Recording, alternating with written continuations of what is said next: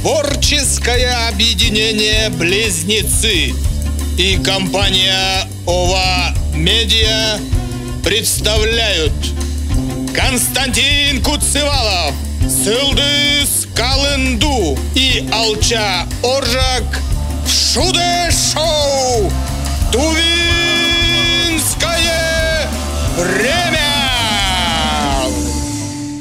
Итак, друзья, еще раз всем привет, здравствуйте. Неделю не виделись целую, но представляться надо, нет. Как всегда, здесь Алча Николаевич Оржак, Константин Куцевалов, меня зовут Сылдыс Калынду. Сегодня с нами, вы, наверное, ее узнали, солистка Тувинской государственной филармонии, симфонического оркестра имени Тока Дамырак Мангуш. Наши аплодисменты.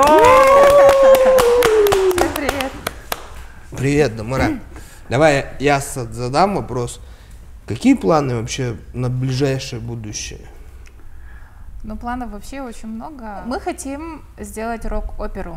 Это, конечно, сложно, страшно, но хотелось бы развивать у нас в республике это направление. Рок-оперу, тувинскую рок-оперу? Конечно. На тувинском языке? Да. И хоумей? Хоумей, конечно. Нет, ну я у так нас думаю... был экспериментальный такой проект. Вот совсем недавно у меня был концерт в Национальном театре, и у нас уже были такие экспериментальные 2 номера.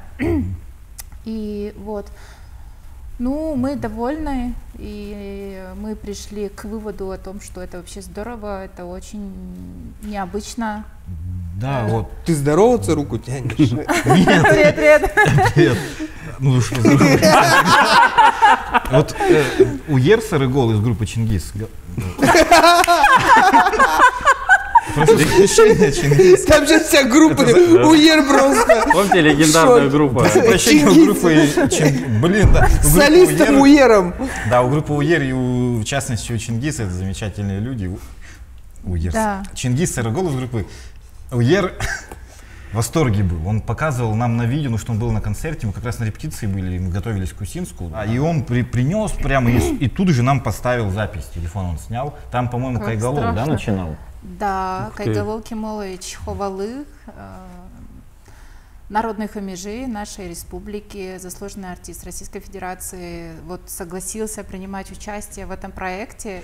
Что нужно для рок-оперы, для тувинской рок-оперы?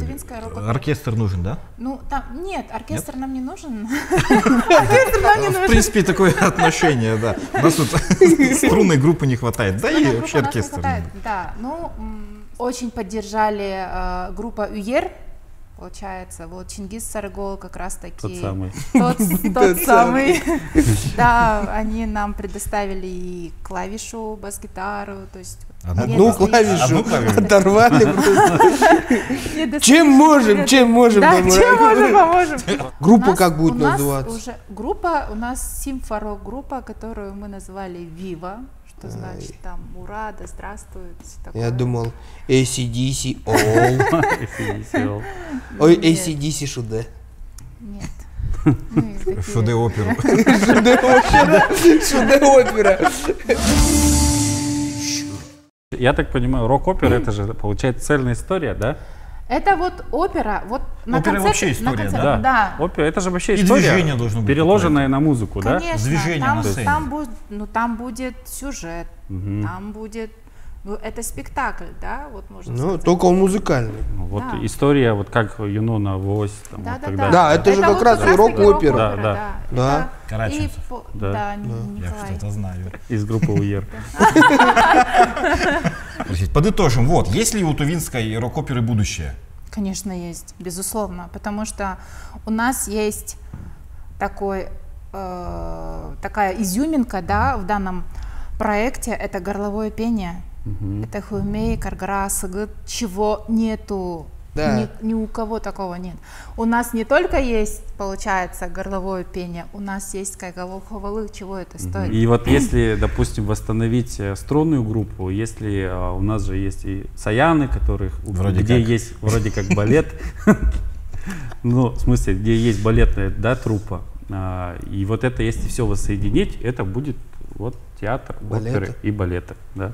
где оркестровая яма сидит симфония. А у нас просто яма. Причем без здания, просто яма. На сцене танцуют великолепные танцы. А в театре, между прочим, оркестровая яма была. Я знаю. У нас Я когда был маленький, я в нее свалился даже. Куда? В оркестровую яму. Там темно было. У меня отец там... Подожди, а в каком месте она была? Вот прям в авансцена, Да, вот да, там, да. где вот эта покатая вот эта вот штука, Да. это была оркестровая яма. Оркестровая яма это была. Я тебе говорю, я маленький был, меня отец сказал, иди сюда, и я пошел, короче, а темно, там всегда же свет выключается, и я пошел, и я бам туда, кангурт-кунгурт, как говорит папа, кангурт-кунгурт, там, короче, инструменты, что-то, короче, и все. Хорошо, что на барабан упал. Да? Я не знаю, на что упал, потом меня, короче, это выдернули оттуда, как-то Вот вытащили. куда ты падал в детстве. Вы согласны, что вы согласны с мнением, что нашего зрителя к симфонической, классической, к академической музыке нужно приучать? Конечно. Да. И приучать надо вообще желательно с детства. Это надо, знаете, как работать? Это надо создавать музыкальные лектории. Уже вот с садика, да, в старших группах можно Надо, уже короче, где-то с сделать 5-6 так, чтобы лет. Ишки на углу начал петь классическую музыку. Я вас уверяю. Обманочка такая, да? Да. И он выходит, там это лапочка, чё? И начинает. И всё, и Да. понеслось. Лапочка!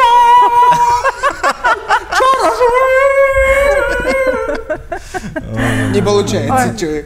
Ну, вообще надо с детства воспитывать. Это как вот в те времена, да, в старые времена, когда неважно, музыкантом станет человек или там, я не Вором. знаю, да, но обязательно А человек четвертую должен симфонию был ты быть должен музыкально образованным, и изучение иностранных языков это тоже было вот обязательной частью воспитания. Вот хотелось бы вернуться вот в те времена. И вот если говорить про образование в школе, да, вот у меня в школе, вот насколько я помню, а я хорошо это помню, и на уроках музыки нам включали симфонии там и заставляли разбирать, то есть как-то это 11-е. На математике, например? На уроках музыки. Допустим, там включали увертюру, мы слушали, допустим, Те, танец какие человек слова знает. саблями, и мы там писали. Не авантюру, а увертюру. Увертюру, да. И мы рассказывали, ну, то есть слушаешь музыку и такой, и мне кажется, что здесь Да, там да, да. что-то происходит. Впечатления Да, свои впечатления. И вот я сейчас вспоминаю и очень сильно благодарю свою учительницу Здорово, музыки, да. что она вот делала А как такие её зовут? вещи. Я не помню. Ну вот, А у меня в те времена из музыкального какого-то образования был только альбом Казаченко. Да, дома от Вадима? отца достался. Вадима, да. Мы пели гимн. гимны. Не, ну Гимн это Российской Федерации. Самое, вот что я помню, это только гимн. Реально, это Каждый прям урок? серьезно. Патриотическая школа какая-то. Вторая Подожди. школа. Вторая школа, гимн Российской Федерации. хорошо. Нет, ну правильное Ну, у нас воспитание. постоянно менялись. А вы за урок сколько раз пели? То есть 40 минут, если разделить на 3, это Мы будет... на первом уроке мы писали один куплет, потом чуть-чуть попели, на следующем уроке. И вот так и приняли слова гимна Российской Федерации. Ну, я не знаю, что там у нас происходило, но у нас они очень часто менялись, учителя по музыке, и поэтому, честно говоря, я не очень прям так помню Люблю музыку. уроки музыки. С этого Я так и момента- рвалась показать свои вокальные данные, но у меня не было возможности. Учителя менялись просто. А сейчас будет петь Дамрак Мангуш. Извините, мне надо выйти, и учительница другая заходит. А теперь по списку и сначала начинает. И Дамрак. А пойду, короче, в училище учиться. Я да, пойду в училище рок-оперу сочиню. Да, да. Не, ну я в детстве тоже не избежал участи музыкальной школы. Вы, наверное, все удивитесь, но я с 1 по 3 класс ходил в музыкальную школу по направлению, там, по классу трубы, короче. Туба была огромная такая, знаете, труба такая огромная, на улитку похожа, короче. И вот тут это, да, труба. Вот, Дело труба. туба, короче, да. Медный музыкальный инструмент. Вот ты правильно правы. говоришь.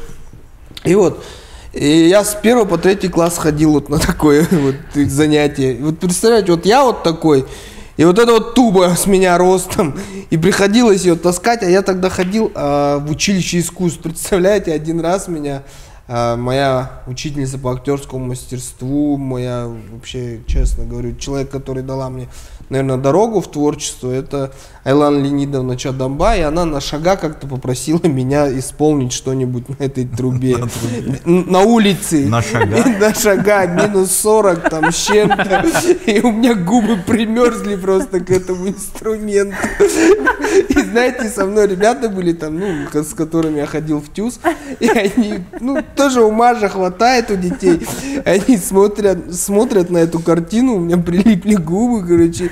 А там не просто же там дуешь, там, а с языком же это должно быть. Ну, вот так, вот такой, да. Настолько ты любил инструмент. Да, я очень обожаю этот инструмент.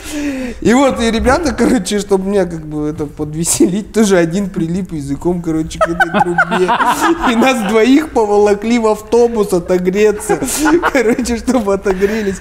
И там была еще женщина, я не помню, как ее зовут, имя, отчество, фамилия Волошина, гример. Людмила Волошина? Да, вот. Да. И она поливала горячим чаем. Грязью. Нет, не на меня, а вот на трубу, короче. У меня-то еще ладно, там не совсем прилипло там. Этот с языком-то вообще просто... То есть он хотел сыграть? Да, он просто полюбил так инструмент этот. Ты с этого? Я вообще не представляю. Нет, а он вообще мелкий, он реально очень мелкий был. Я вот если в классе во втором учился, он вообще в садик ходил, и он увидел эту картину, и просто чувака прикололо лизнуть трубу на минус 40 А мне знаешь, как это морозе. представляется? Ты думаешь, мундштук вот это, да, мундштук, а он с другой стороны вот огромная штука, да, взял. И вот, я никогда эту историю не забуду вообще. Да, губы-то пострадали. Кстати, о губах. Вот одна знакомая мне сказала, что хочет увеличить губы и потратить на это что-то там 20 или 30 тысяч рублей губы увеличить. Так это пусть она подходит. А что за цены-то? Во-первых... Я ей губы увеличу за 20 тысяч. Да мозги бы увеличила за такие деньги. За такие деньги можно жилку очень увеличить. Нет, понимаешь, своих мозгов нет, чужие не вставишь, как говорится. Но если хочет человек увеличить губы, да пусть увеличивает. Нет, я понимаю, что чуть-чуть там, ну чуть-чуть, если губы тонкие. Чуть-чуть. Сколько? Она показала мне фотографию, что прямо так, ну как у уток-то у этих. Она консультировалась. Не, мы там в общей компании сидели. Костя позвонила в 3 ночи. Я-то еще тот консультант по таким губам. Нет, мы просто в общей компании сидели. И она говорит, вот я хочу, и фотки там показала, что я хочу себе увеличить губы. Так она пусть каждый с собой пылесос таскает. Не мешайте мне, когда я пылесошу, да? Вот поэтому, может быть, ты и расскажешь эту историю. Кстати, у артистов, у вокалистов, у певцов, если они картавят, если они шепелявят, их берут? Ну, вы знаете, я вообще заика была страшная, но я и сейчас как бы заика, но... Нет, ты заика красивая. Я красивая. Че ты прям так... Че ж заика, ты говоришь, скажи зайка уж, да? Зайка красивая. Ну, до поступления, получается, в колледж искусств я сильно заикалась, и это как бы, ну, меня взяли, и получается, во время учебы у нас там есть преподаватель Татьяна Николаевна Намай. Она преподает сценическую речь, и она всегда ко мне придиралась и заставляла говорить именно те слова, которые я вообще не могла выговаривать. Скажи, параллелепипед. Вот. Параллелепипед, но это сложно. На П, на К, это вот сложно. И на вот К? на К тоже, да, сложно. Куцевалов, Константин. Ну, это вот Колча. зависит вообще от обстоятельств, от, не знаю, ну, вот волнение, это уже все, то есть ты уже ничего не сможешь выговорить. То есть ты не будешь петь песню «Констанция». Почему? Петь это совсем другое. Я могу там же спеть, другие там участки мозга, да, отвечают? Да, другие участки мозга. Совсем другое. Отлично. И тут вообще, как бы, в принципе, все зависит, наверное, от дыхания, мне кажется, потому что когда человек... Если дыхание свежее, то у тебя все хорошо будет. Когда человек волнуется, это все на дыхании отражается, и поэтому вот происходит такой вот... Да, кстати, это правильно. Надо вот твои участки. И поэтому, как бы, надо я один раз вышел на сцену, и так получилось, что... ушел. Так получилось, что я начал говорить на вдохе, И это было ужасно. То есть я начал, Это типа, как? ну типа, здравствуйте. Здрасте. И спел оперу заодно. То есть там же получается у тебя нога ведущая бьет по определенным внутренним органам, когда ты нажимаешь, да? Да. Что? Ну, то есть, когда ты Алкоголь бьет по органам. по органам. Ну ты же, допустим, сделал шаг и вот вздохнул, получается. И на втором шаге ты говоришь. Какая Короче, ересь попробуйте это каждый. Зачем? Нога ведущего. Нога ведущего. Но вот ты когда бегаешь, Я очень редко бегаю. По тебе заметно. давайте представим Давай хотя бы, что я фантастическую хожу. ситуацию. Нет, бегаешь. Вот. Ладно, я побежал, бегу. Почему боль в боку-то возникает? Потому что когда ты бегаешь, ты опорную ногу ставишь вот туда. Да. Ну, короче, ты ставишь опорную ногу, она бьет по этим внутренним органам. И тебя Нет, чья-то нога может ударить тебе по органам. И, короче, примерно так. Все мои познания в медицине. Ну вот как взять, вот смотри, у меня сейчас, вот если говорить певческими терминами, у меня какой голос там? Сопрано. Пьяненький Не, ну немного. смотри, тут разговорный голос может Ага. отличаться Да. от певческого. Кстати, да, я когда учился, На трубе. знаете МГ, да? Оржака. тубе. На тубе. Оржака В ТЮЗ МГ, тоже знаете? ходил. Да, Да-да-да-да. ТЮЗ ходил, актер там Да. очень. И когда нас привели на вокал, а нас реально вдвоих вот прям привели. Слушай, Потому что ни тебя слуха, в ничего не детстве было. все сделали, чтобы тебя ты прям, да. занимался музыкой. Ты в оркестровую яму упал. И в тубе Утопал. И прилип. И прилип. И с МГ учился на одном курсе. Как И в так? театральный ходил. Да. Представляешь? И на вокал вот, ходил. да, разительная Нет, разница. самое удивительное, тогда с нами не занималась замечательная Софья Караул. Она тогда не преподавала у нас. Не повезло тебе. Да, совсем, вот я конечно. в это время уже выпустился из А ТЮЗа. то вот Дамрак просто не давали петь, а тебе вот все сделали. Да. И как-то вот совсем, видимо. В итоге Дамурак поет, а Алча Николаевич болеет за Спартак. Вот и все. Я ору за Спартак просто и все. Да. А у меня, знаете, какая песня была на экзамене, когда вокал заканчивался? Это «Хвастать, милая, не станну». Ты вообще опытный. Вообще, Хвастать, милая, не Он даже стану. Перезаслуженный Знаю артист. сам, что говорю. У нас вроде есть вокалистка, а ты больше поешь, как говорится. Ну, спой тогда «Хвастать, милая, не стану». Я не знаю. Не, ну я могу, если вот в такой атмосфере, я могу спеть Дагларым. Dağlarga çoraştın, dağlarımı saktır men, tanıvazım kadarçı, talan çıgırlap gel. Это, извините, кто будет монтировать, ребят, пожалуйста, вырежьте там, где я пел. Вообще там, где я говорил. Можете меня вообще А вырезать. нет, мы на контрасте. Сначала твое выступление, А я еще нормально. подумал, что я, оказывается, неплохо. Ага, неплохо. твоя труба тебя Мое зовет. дело труба. Короче, смотрите, ребята, про музыку мы сегодня говорим, а я хочу немного о житейском. Так случилось, что я уже лет 10 арендую квартиры, чтобы жить со своей семьей. Несколько квартир. Конечно, в одной живу я, в другой дочь, в третьей жена. В четвертой маленький малыш. Да, Женька.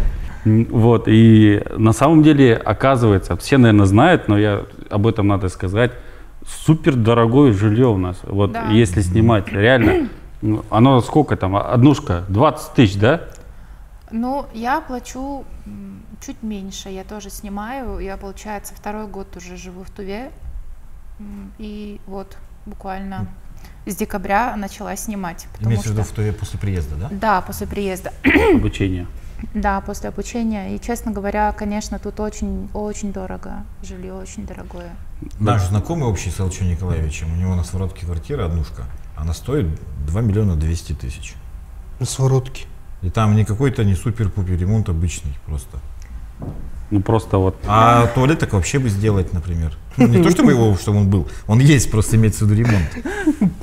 И вот такие цены. Пристройку сделать первому Так этажу. на этом паразитируют люди всякие, риэлторы.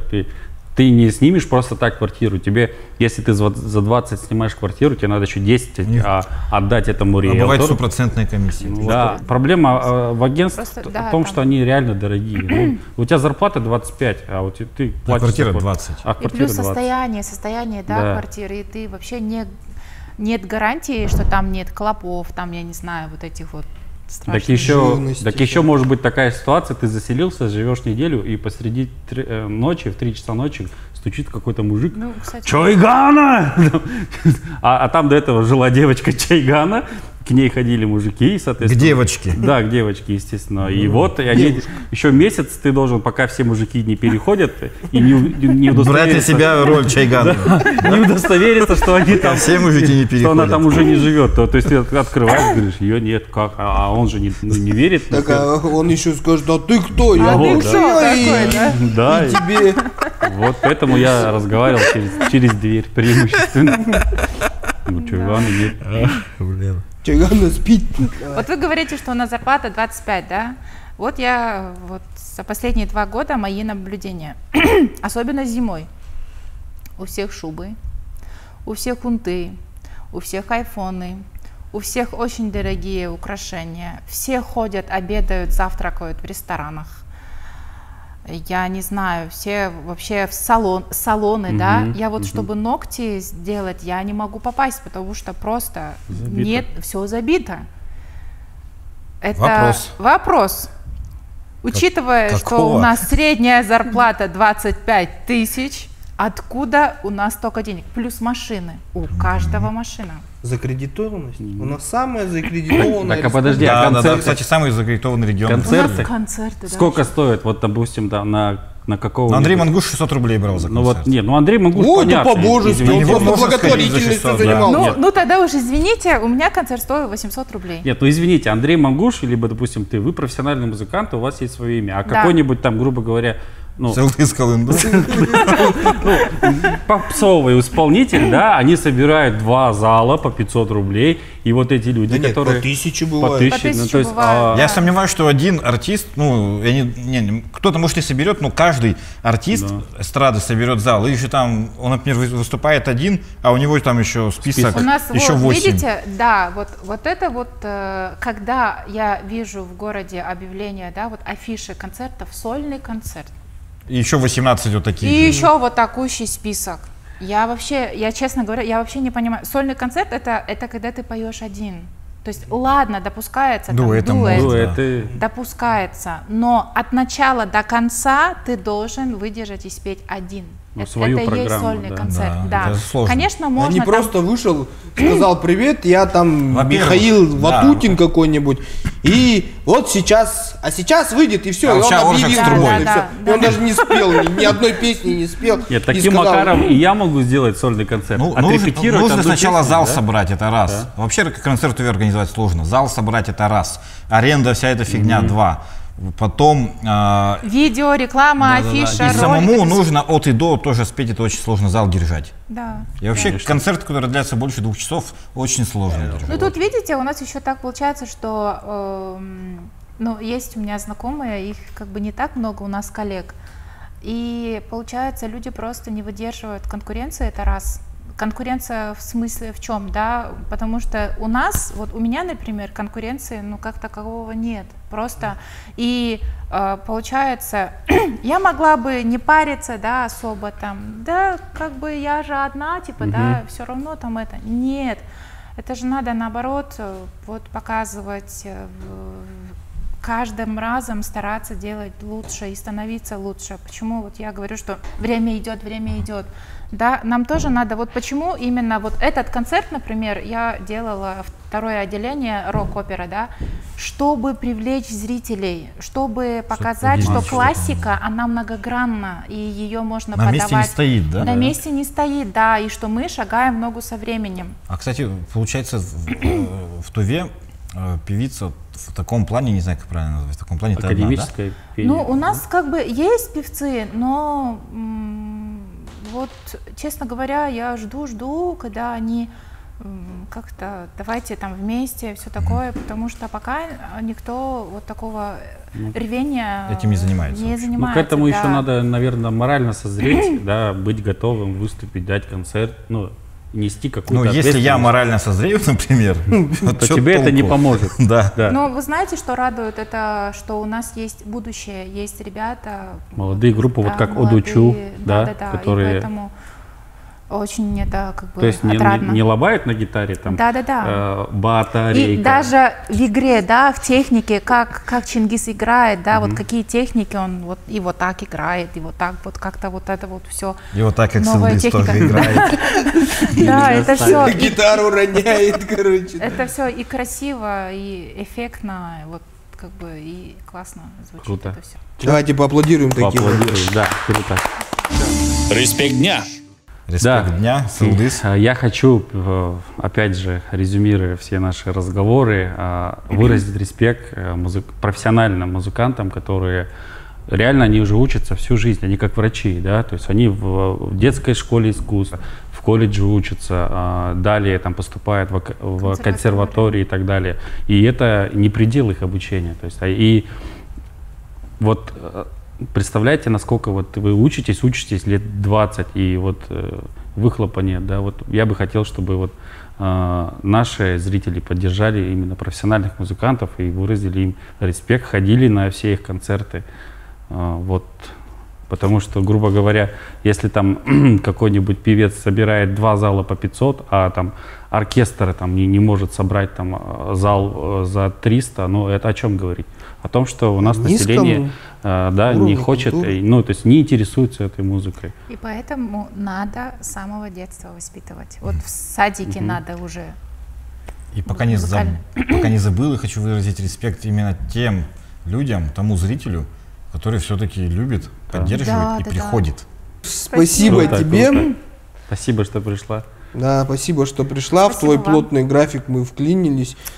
Так что желаем тебе развиваться еще больше, чтобы мы тебя увидели где-нибудь в Ласкало, допустим. И развивать увинскую рок-оперу. Это не глагол, это что название театра. Театр. Чтобы не Ласкало, а именно в Ласкало. Чтобы, вот. Спасибо. Я, наверное, в свою очередь хочу выразить респект тоже, как вы называете, за то, что вы пригласили, что освещаете такие важные для нас вопросы, да, и спасибо огромное всей команде, вам всем, кто работает над этим шоу, и вообще спасибо всем зрителям, спасибо людям, которые поддерживают нас, профессиональных музыкантов. Ой, круто. Спасибо. Да, вот Круто. на такой ноте мы и завершим. Алча Оржак, Сылдыс Калынду, Константин Куцалов и Дамирак Мангуш. Всем спасибо. Спасибо. Что ты?